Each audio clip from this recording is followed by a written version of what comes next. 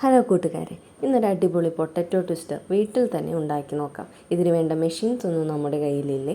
എന്നാലും ഒരു പപ്പടം കുത്തിയും കത്തിയും ഒക്കെ ഉണ്ടെങ്കിൽ ഈസിയായി വീട്ടിൽ തന്നെ തയ്യാറാക്കാം. ഇതിനായി നന്നായി കഴുകി വൃത്തിയാക്കിയ ഒരു പൊട്ടറ്റോയുടെ സെൻറ്റർ പോർഷനിലൂടെ ഒരു പപ്പടം കുത്തി കയറ്റി വയ്ക്കാം. ഇനി പൊട്ടറ്റോയുടെ മുകൾ ഭാഗത്തു നിന്ന് കുറച്ച് കത്തി ചെരിച്ചു പിടിച്ച് ഒന്ന് വരഞ്ഞ് ഒരു സ്പൈറൽ ഷേപ്പ് ആക്കിയെടുക്കാം. ഇനി ചൂടായി വന്ന എണ്ണയിലേക്ക് ഇത് ഇട്ട് കൊടുക്കാം. പപ്പടം കുത്തി മാറ്റി 2 പച്ച ഈർക്കിലാണ് ഇപ്പോൾ വെച്ചിരിക്കുന്നത്. ഒരുവിധം ഫ്രൈ ആയി വരുമ്പോഴേക്ക് കുറച്ച് ഉപ്പുവെള്ളം ഇട്ട് കൊടുക്കാം. ഒന്ന് മറിച്ചിട്ട് അപ്പുറത്തെ സൈഡ് കൂടി ഒന്ന് ക്രിസ്പിയായി വരുമ്പോഴേക്കും കോരി മാറ്റാം. ഇനി ഡെക്കറേഷൻ പരിപാടികളാണ്.